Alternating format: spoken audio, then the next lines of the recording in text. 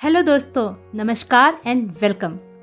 जैसा कि मैंने आपको अपनी पिछली वीडियो में बताया था कि आज नागपंचमी के पर्व पे मैं आपके लिए 2 कहानियाँ लेकर के आऊँगी। एक कहानी तो आपको मैंने सुना दी है, उसका लिंक आपको नीचे डिस्क्रिप्शन में मिल जाएगा। और अब आई हूँ आपके लिए दूसरी कहानी लेकर। आज की दूसरी कहानी नागपंचमी विशेष। सुनने से पहले आपको ये करना है कि हमारे चैनल को सब्सक्राइब कर लेना है और दोनों कहानियाँ सुनिए। पसंद आती है उन्हें लाइक करिए, शेयर करिए और कमेंट भी ज़रूर करिएगा, ठीक है। तो कहानी कुछ ऐसे है।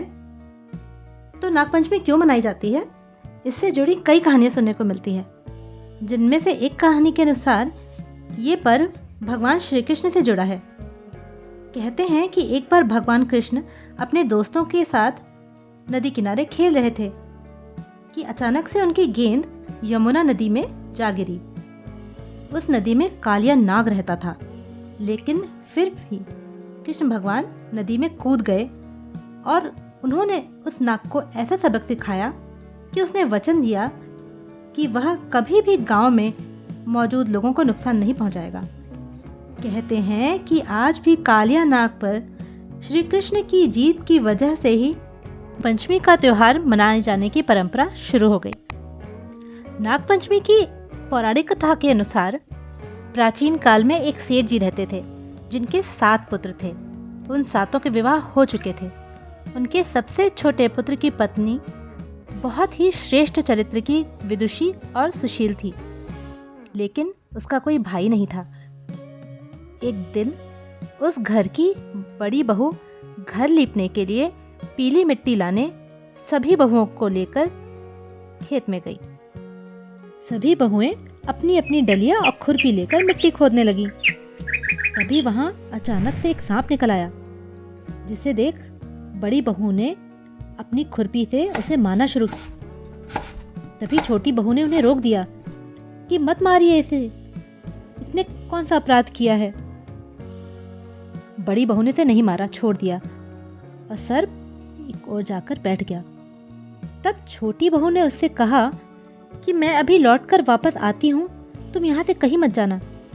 यह कहकर वह मिट्टी लेकर घर चली गई, लेकिन वहाँ काम काज में फंस जाने के कारण वह सर्प से जो वादा किया था उसे भूल गई। उसे दूसरे दिन जब अपने वादे का याद आया तो वह तुरंत वहाँ पहुँची। उसने देखा सांप तो अभी भी उसी स्थान पर बैठा है। बोली, सर्प भैया मुझे माफ़ कर दो, मुझे देर हो गई आने में।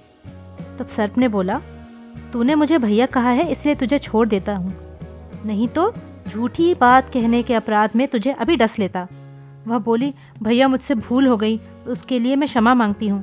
तब सर्प बोला, अच्छा तो आज से तू मेरी बहन हुई और मैं तेरा भाई, तुझे जो मांगना है मुझसे मांग ले।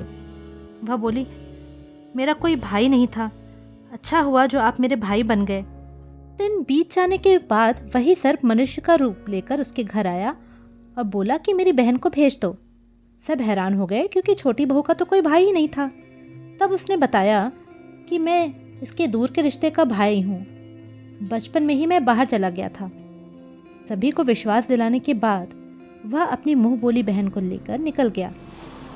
तब रास्ते में उसने अपनी बहन को बताया कि मैं वही सर्प हूँ, इसलिए तू डरना नहीं, मैं तुझे अपने घर लेकर जा रहा हूँ। तुझे जहाँ चलने में कठिनाई हो वहाँ मेरी पूंछ पकड़ लेना। इस प्रकार वह बहन अपने सर्प भाई के घर पहुँच गई। वहाँ के धन ऐश्वर्य को देखकर वह चकित हो गई। एक दिन सांप की माता ने उससे कहा, किसी ज़रूरी काम से बाहर जा रही हूँ, मेरे पीछे से अपने सर्प भाई का ध्यान रखना और उसे ठंडा दूध पिला देना। लेकिन उसने कैसा दूध पिलाना है इस बात पर ध्यान ही नहीं दिया और अपने सर्प भाई को गर्म दूध पिला दिया, जिससे कि उसका मुंह जल गया। यह देखकर उस सांप की माता बहुत क्रोधित हो गई, परंतु सर्प के समझाने के बाद वह शांत हो गई। तब सर्प ने कहा कि अब उसे उसके घर भेज देना चाहिए। तब सर्प ने उसे बहुत सा सोना, चांदी, जवाहरात, आभूषण देकर घर से विदा किया। जब इतनी ढेर सारी कीमती चीजें लेकर वह अपनी ससुराल पहुंची, देखकर बड़ी बहू ने ईर्ष्या से कहा, तेरा भाई तो बड़ा धनवान निकला, तुझे तो उससे और भी धन लेना चाहिए था। जब सर्प ने यह बात सुनी तो उसने और भी चीज़ें ला कर के दी, वो भी सारी की सारी सोने की। यह देखकर बड़ी बहू और भी जल भुन गई। उसने कहा, इन सोने की चीज़ों को साफ करने के लिए सोने का झाड़ू भी तो होना चाहिए। तब सर्प ने सोने का झाड़ू भी ला करके दे दिया। उसके बाद उसने अपनी बहन यानी कि छोटे बहू को हीरे मणियों का एक अद्भुत हार उपहार में दिया। उस हार की प्रशंसा उस देश की रानी तक भी पहुंची। उसके मन में उस हार को लेने का लालच आ गया और वह राजा से जाकर बोली, महाराज, नगर के सेठ की सबसे छोटी बहू के पास एक नायाब हार है। ऐसा हार तो रानी के पास होना चाहिए। मुझे वह हार अभी चाहिए। राजा ने तुरंत अपने मंत्री को हुक्म दिया कि वह उससे हार लेकर आ जाए। मंत्री ने ऐसा ही किया और छोटी बहू से हार लेकर वापस राजमहल आ गया। उधर छोटी बहू को बिल्कुल भी अच्छा नहीं लगा, क्योंकि उसे वो हार उसके भाई ने दिया था। इसके बाद उसने अपने सर्प भाई को याद किया और प्रार्थना की, भैया, रानी ने हार छीन लिया है, तुम कुछ ऐसा चमत्कार करो कि जिससे जब रानी हार पहने तो वह सर्प का बन जाए, और जब मैं उस हार को पहनूं तो वो हीरो और मणियों का हो जाए। सर्प ने ऐसा ही किया। जैसे ही रानी ने हार पहना, वह सर्प बन गया। यह देखकर रानी की चीख निकल गई और वो रोने लगी। तब राजा ने छोटी बहू को बुलवाया और कहा, तूने क्या जादू किया है इस हार पर? मैं तुझे दंड दूंगा।